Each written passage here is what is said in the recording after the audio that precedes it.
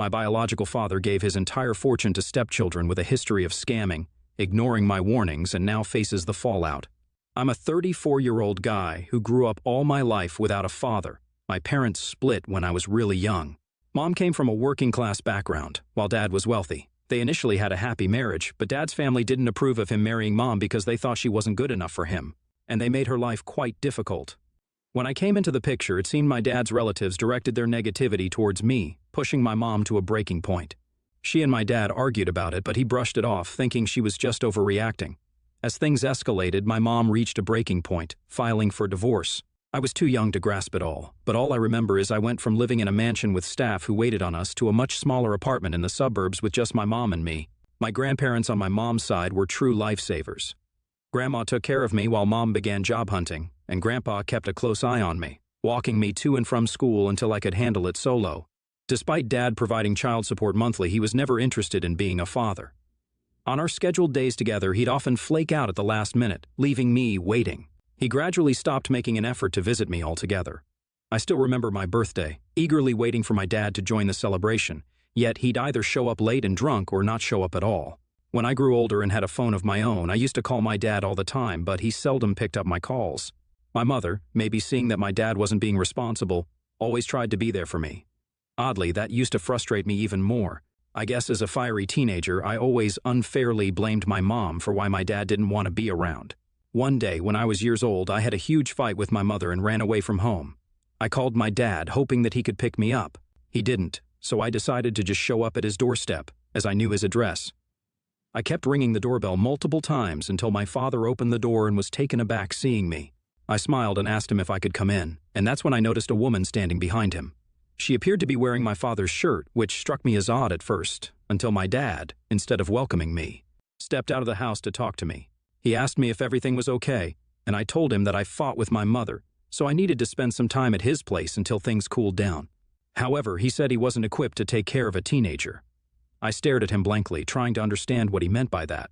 I reminded him that he was my father. He sheepishly looked at me and told me that this was just bad timing, as he was entertaining his lady friend. He started telling me that I should return home to my mother. When my dad said that to my face, it hurt. It was like my rose-tinted glasses shattered, and I saw things as they were. Coming home in tears, I told my mom, and she hugged me, trying to comfort me. She didn't even care about the fight, which made me feel a bit better about myself. After that, I stopped reaching out to my dad. He only texted on holidays, on my birthday, and even then it was just a one-liner. I quit asking him to hang out or inviting him to school events. The distance just grew from there. I promised myself I'd never let anyone make me feel small again. I wanted to build a life for myself, relying on my resilience and independence. I graduated high school and headed to college with full scholarships. During college, out of the blue, my father called me up one day. It had been years since we talked, and although I hesitated, I reluctantly answered his call, thinking it might be an emergency.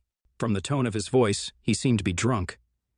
He happily announced that he was getting married next month. I remained stunned as he went on to say he wanted me to meet the love of his life, as he put it, and her children, who are going to be my step-siblings. Hearing this was like a pang in my chest. Although by this point, I knew that my dad didn't love me. I had always chalked it up to the fact that he didn't like kids. But hearing him talk about the stepkids made me wonder if he just didn't love me specifically. He went on and on about how wonderful the stepkids are and can't wait for me to meet them. I politely declined, saying that I was very happy about his marriage, but I didn't want to be involved with his new family. He immediately started begging me, wanting me to be a part of his wedding ceremony. I didn't think this was a good idea at all and did my best to get out of it, but he seemed adamant. When I talked with my mother regarding his marriage, she was as surprised as I was. She didn't expect him to call me after so many years when we had not spoken to each other. She reminded me that I was an adult now, hence I was free to make my own decisions if I wanted to reconnect with him or not. After days of contemplation, I reluctantly agreed to him, hoping this might signal a fresh start for us and that he had genuinely changed. My father invited me for dinner so I could meet his new family before they got married. The dinner was an absolute nightmare, to say the least. His fiancée, Kayla, absolutely hated me in every sense. Her stepkids, Brandon and Ursula, weren't keen on me and refused to talk. The dinner was uncomfortable, clearly showing they didn't want me there. My father remained completely oblivious to the fact and rambled on and on about how he is proud to be a dad to 3 kids now and couldn't wait to watch us all bond as a family. It galled on me to hear how he wanted to be a part of a family when he couldn't be a family man for me and my mom. He aimed to be a father to his stepkids after years of failing, to be one to me. Deciding to let it slide, I kept my mouth shut, wanting to give him the benefit of the doubt that he had truly changed. As we were eating our food, he brought up his will and told me that he had had to change the ownership of his property since he was going to be married now. I nodded, not really into the conversation. Then he dropped the bomb. He invited me tonight to reveal his transferring his entire fortune and businesses to his stepkids, Brandon and Kayla. I stopped eating, looking at him in surprise. He said he didn't want me to be shocked later, so he's giving me a heads up. I took a deep breath, asking why he was telling me now, given I've never asked for any of his money or businesses. He explained it was Kayla's insistence, so I wouldn't bother her kids later. He continued saying I already had a job and he didn't think I needed financial help, while Brandon and Kayla, being jobless, needed to learn the ropes of his business for financial success. He thought this would allow them to be financially successful in life. I sat there, processing the bombshell he just dropped, trying to keep my composure. I asked him if he understood what this meant to me. He calmly explained that it was a practical decision for the financial future of his new family. I couldn't hold back my frustration and disappointment. I reminded him of the years he wasn't there for me emotionally or financially, and now he was giving everything to his stepchildren. It felt like a slap in the face. My dad seemed surprised by my irritation and asked if giving away his fortune to his stepkids was the cause. I looked him straight in the eye and clarified that I didn't care about his money covering my life. What I wanted was for him to be a good parent to me. I went on to express that my anger stemmed from him prioritizing his stepkids over me, his own flesh and blood. In response, my father attempted to justify his actions, saying I shouldn't be jealous of Brandon and insisting he treated everyone the same way. But the truth was, his words only deepened the wound, emphasizing the stark contrast between how he treated his biological child and his stepchildren. Despite my anger, I decided not to create a scene at the dinner table. I finished my meal in silence, feeling a mix of hurt and resentment. It was clear that I was never a priority in my father's life, and I was left grappling with the realization that his promises of change were nothing more than empty words. After dinner, I thanked him for the dinner and said goodbye to Kayla and her kids. I left the restaurant, and upon reaching my dorm, I immediately blocked him and his entire new family. I was determined to have nothing more to do with them. After that dinner, I stopped thinking about my father and wanted nothing to do with him. Just a few days later, I got a friend request on Facebook from a guy named Michael. Without much thought, I accepted. Then bam, Michael messaged me with a picture, asking if I knew these people. My brows furrowed as I downloaded the picture and saw that it was a picture of my dad with his new family. Confused, I asked where he got it and why he was sending it to me. Michael continued by saying he checked my dad's profile and found all pictures of me with him and noticing our similar features. He assumed that I was his son. He explained that he knew Brandon and Ursula from school days and wanted to discuss something crucial with my dad. Since my dad never responded, he decided to reach out to me. Intrigued, I asked what the important matter was, and that's when he dropped a bomb. He revealed that both Brandon and Kayla had a history of scamming people. Growing up in the same neighborhood, Brandon was notorious for his gambling issues and had garnered significant debt he couldn't repay. Meanwhile, Kayla had a penchant for stealing cosmetics and dresses from local stores. Their reputation for theft and gambling was well known, so when one day Kayla suddenly vanished with her kids, it left everyone in their neighborhood shocked. Michael wanted to warn us about them in case they were scammed as well. I asked for proof, and he sent me screenshots of group chat messages where people had discussed Brandon owing them money. He also shared mugshots of Brandon from a past arrest, indicating a troublesome history.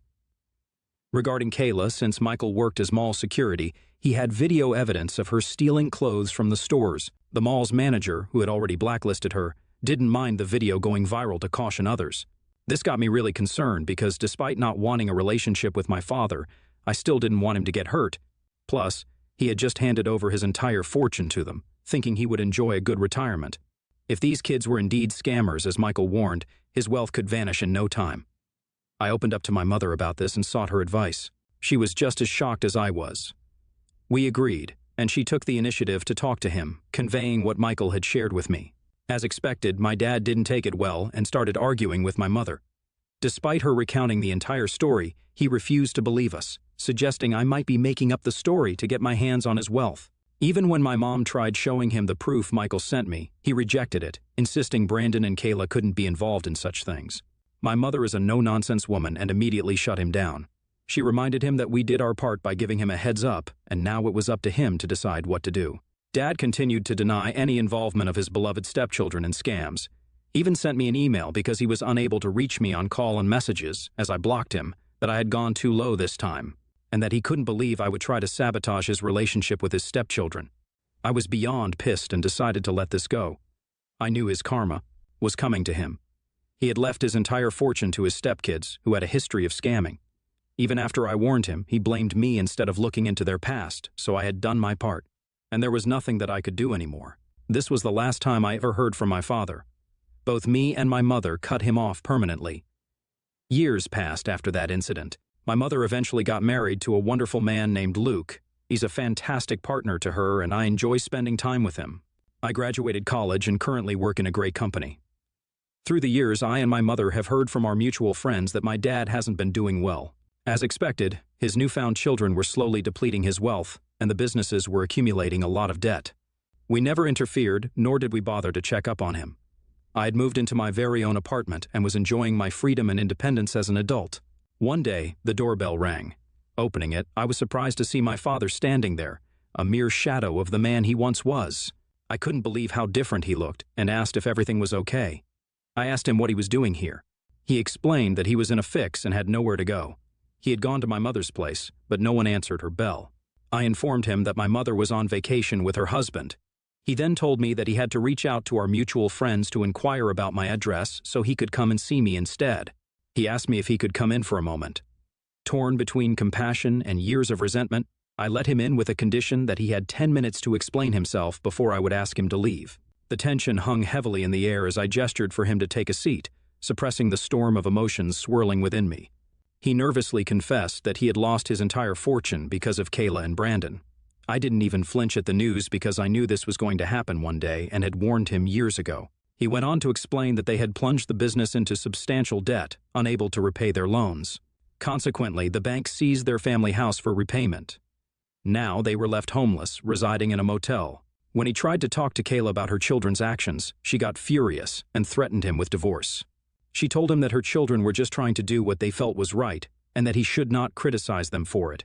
I was listening to him quietly, but at this point, I couldn't help but interject. I asked him why he was so surprised with what they had done when I had warned him about this very thing. He explained that back then, he didn't want to believe me, thinking I was just jealous of him favoring them. He genuinely believed they were good kids. To my shock, he then started blaming me, that I should have tried to convince him better, and then maybe this mess could have been avoided. I decided that I wanted to teach him a lesson for never taking responsibility for his own stupid mistakes. Determined, I turned on the TV and connected my phone via Bluetooth. I wanted him to witness all the evidence Michael had sent me years ago regarding Brandon and Ursula. My father's eyes widened as he witnessed a cascade of evidence, screenshots, mugshots, and a video capturing Kayla's theft from the mall. The consequences of his decision to trust these deceitful stepchildren were unfolding before him. The pain, betrayal, and devastation filled the room, echoing the emotions he had unknowingly subjected me to years ago. It was a visual reckoning, a bitter recollection of the choices he had made.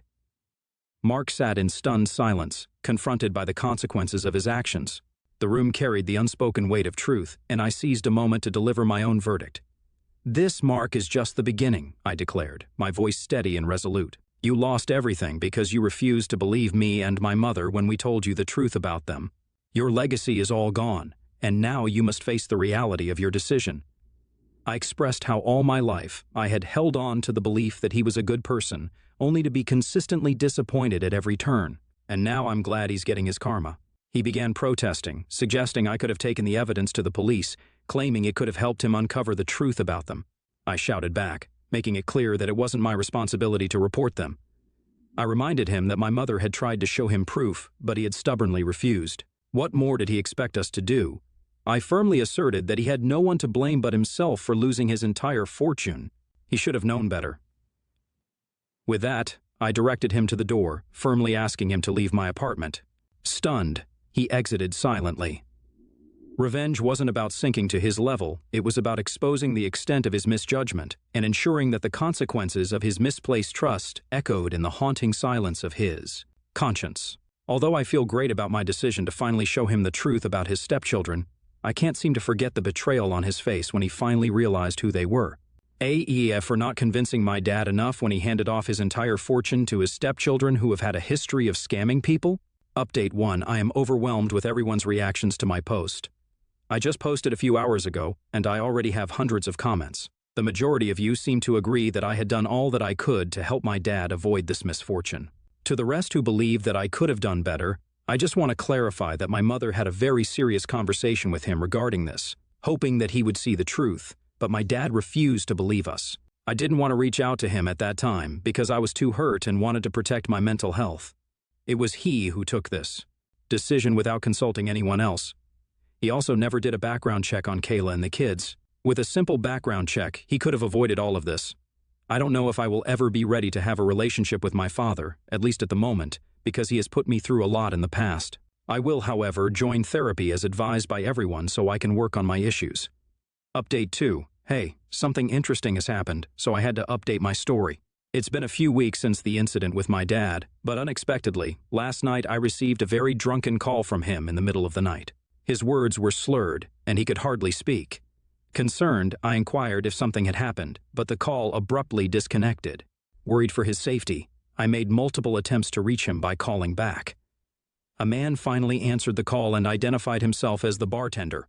He informed me that my dad was in no state to walk and asked me to come pick him up. After receiving the bar's location, I immediately drove there. Upon arrival, I found my dad completely sloshed, repeatedly expressing nonsensical regrets about his actions with my mother and emphasizing that the only person he could depend on was me. Ignoring his comments, I helped him into the car.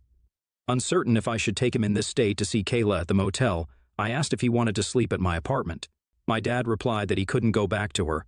I asked him what he meant by that, and then he told me that Kayla had left him. I wanted to ask him more but realized that he wasn't in a position to provide much information. So I drove him back to my home.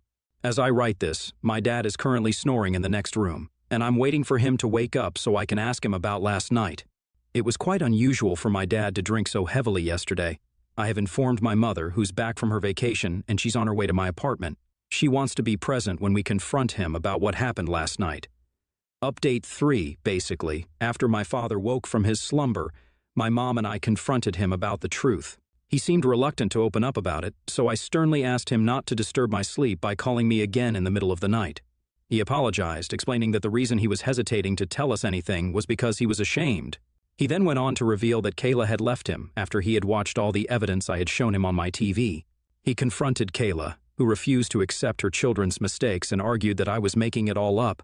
When my father threatened to involve the police, she finally confessed and revealed how her children had always been scammers. She had attempted to reform them, but they stubbornly clung to their ways. She had relocated from her town to this big city in an attempt to start a new life where no one knew them. When she met my father, she saw financial stability and hoped her children would change eventually. However, they persisted in their reckless lifestyle, accumulating more debt. She confessed that she knew about it all along, but had never imagined that they would end up with nothing. They fought even more, and Kayla confessed that now that my father had nothing to offer, she had been contemplating leaving him.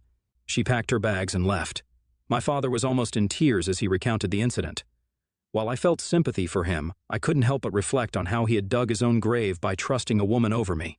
If only he had listened to me, he would still have his family mansion and business. My father then began apologizing profusely, tearfully. He asked my mother for forgiveness, acknowledging the pain he had caused her. He admitted that he should never have let her go. Turning to me, he asked if I could find it in myself to forgive him. We remained silent, and my father expressed his commitment to spending the rest of his life trying to make amends with me. Kayla and my father are awaiting discussions with their lawyers to file for divorce. I hope my father takes legal action against her and her children for everything he has lost. It's likely to be a challenging legal battle as they might not easily admit their mistakes. However, with the evidence I gave him and the information my father will gather from his business operations about their mismanagement of company funds, he might have enough to hold them accountable. It remains to be seen what happens with his divorce. For now, I hope he learns to live with his mistakes every day and realizes just what he missed out on when he left my mother and me in the past. I hope he realizes his mistakes and grows into a better man over time. As for me, I will keep my head up and try to be the best version of myself, just like my mother taught me to be.